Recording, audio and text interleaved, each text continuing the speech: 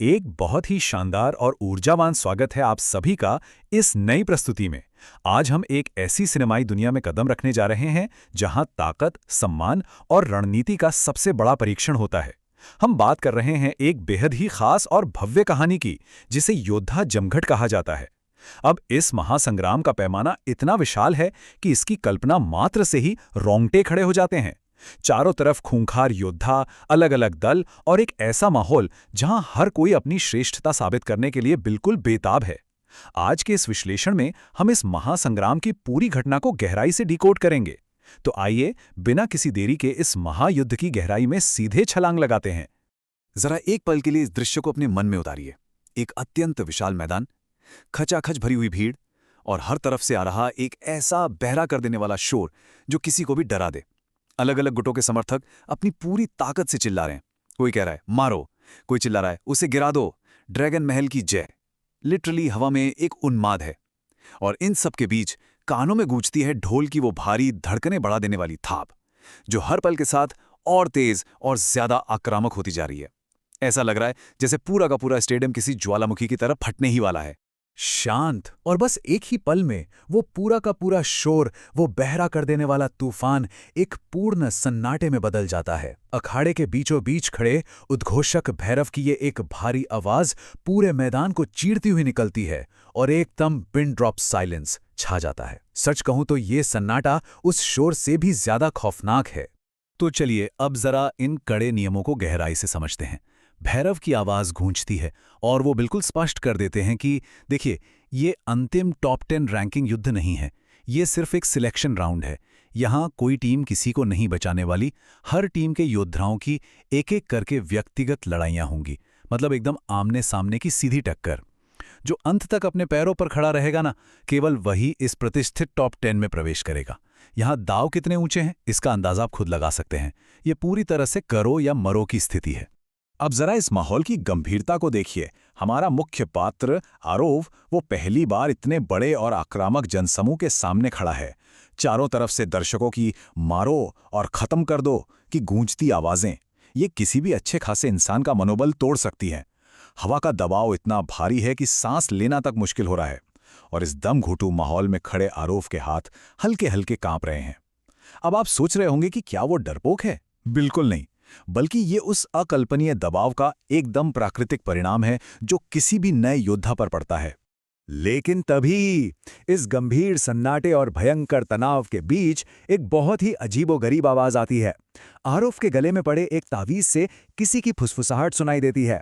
एक थोड़ी फटी और मजाकिया सी आवाज, अरे डरो मत, ये लोग बस चिल्लाते ज्यादा हैं, लड़ते कम हैं, और अगर ज्यादा डर लगे ना तो चुपचाप बेहोश होने का नाटक कर देना। जी हाँ, ये नालायक बाबा हैं। मतलब इस जीवन मरण के संकट में भी ऐसी बेतुकी सलाह। इस भयंकर टेंशन वाले माहौल के बीच ये पल किसी हास्य व्यंग्य से कम नहीं है। नालायक बाबा की इस बात पर आरोव अपनी हंसी बमुश्किल रोक पाता है और उसके चेहरे पर एक हल्की सी मुस्कान आ ही जाती है। अब यहाँ ध्यान देने वाली बात यह है, एक तरफ जहां आरोव इस जादुई बाबा के साथ मजाक कर रहा है, वहीं अखाड़े के सबसे ऊंचे मंच पर बैठी उच्च कोटि की योद्धा रुचि और गुरुमाँ आनंदी ये सब बहुत ध्यान से देख रही हैं। वे पूरी तरह हैरान हैं। उनकी आंखों में एक खामोश सवाल है कि आखिर ये लड़का इतने भयानक दबाव में, जहां बड़े बड़े योद्धा पसीने से तरबतर हो जाते हैं, वहां मुस्कुरा कैसे रहा है। और तभी भैरव की वो गरजती हुई आवाज फिर से पूरे मैदान में गूंज उठती है। पहली भिड़ंत घोषणा होती है। शरीर शोधन दल के भीमरथ, इस नाम के आते ही भीड़ जैसे खुशी और उन्माद से पागल हो जाती है। और फिर एक पल का ठहराव आता है और उसके सामने आरोव। तनाव अचानक अपने चरम पर पहुंच जाता है। ये इस टूर्नामेंट की सबसे पहली और लिटरली सबसे महत्वपूर्ण लड़ाई होने वाली है। ये मुकाबला पूरी तरह से बेमेल है। आप खुद ही देखिए, एक तरफ है भीमरथ, जिसका शरीर किसी विशाल चट्टान की तरह भारी है, कद इतना बड़ा कि अच्छे अच्छे योद्धा उसे देखकर खौफ खा जाए और जिसके चलने से ही जमीन कांपती है। वहीं दूसरी तरफ है आरोव, एक दुबला पतला सा लड़का जिसके हाथ कांप रहे हैं और जो पहली बार किसी लड़ाई के लिए मैदान में उतरा है। पूरा दर्शक दीर्घा फुसफुसा रहा है कि भाई ये दुबला पतला लड़का उस दैत्य के सामने एक पल भी कैसे टिकेगा। एक बहुत ही क्लासिक कमजोर बनाम ताकतवर वाला दृश्य है। और इस भयानक एकदम जानलेवा स्थिति के ठीक पहले नालायक बाबा फिर से अपनी चुटकी लेते हैं। ताबीज से एक बेफिक्र सी आवाज आती है, बेटा अगर बच गया ना तो आज पक्का मीठा खिलाऊंगा, लेकिन अगर हार गया तो मैं बोल दूंगा कि मैं तो तुझे पहचानता ही नहीं हूं। ये एक परफेक्ट कॉमिक रिलीफ है, एक छोटी सी राहत की सांस उस भयानक तूफान के आने से ठीक पहले, जो अब इस मैदान में तबाही मचाने वाला है।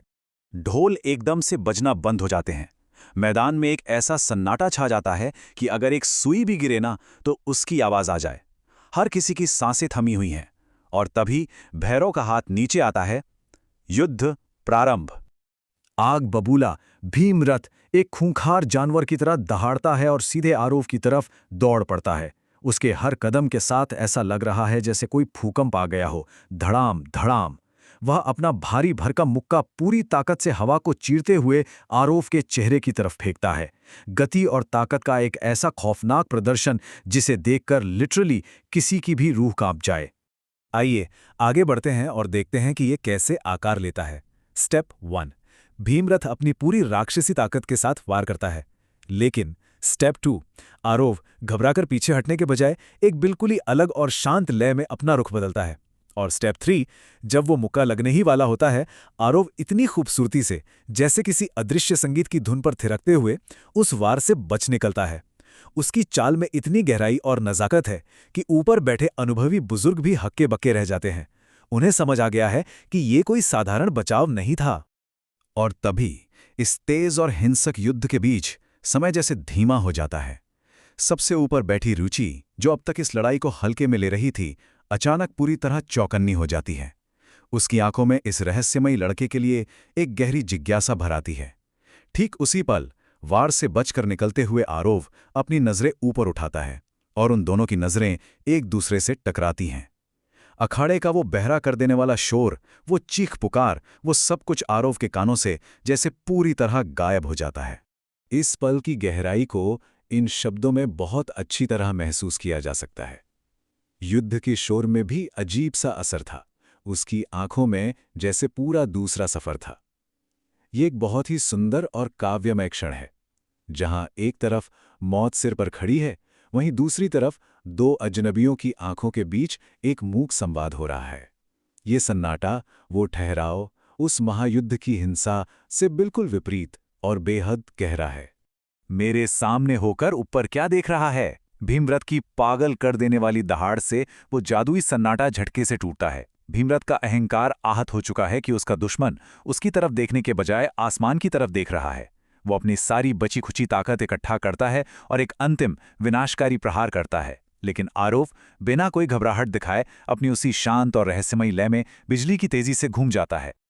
और फिर धड़ाम, एक भयानक आवाज पूरे अखाड़े में गूंजती है। आरोव ने भीमरथ को छुआ तक नहीं, लेकिन अपने ही वार की गति और आरोव की चतुर चाल के कारण भीमरथ अपना भारी संतुलन पूरी तरह खो बैठता है। वो विशाल दैत्य सीधा अपने घुटनों के बल जमीन पर आ गिरता है। पूरा का पूरा स्टेडियम एक साथ अपनी जगह से खड़ा हो जाता है। किसी को अपनी आंखों पर विश्वास ही नहीं हो रहा कि ये क्या हुआ। चारों तरफ बस एक ही सवाल गूंज रहा है, क्या? ये कैसे हुआ? उसने तो उसे छुआ तक नहीं। ये दुबला पतला लड़का आखिर है कौन?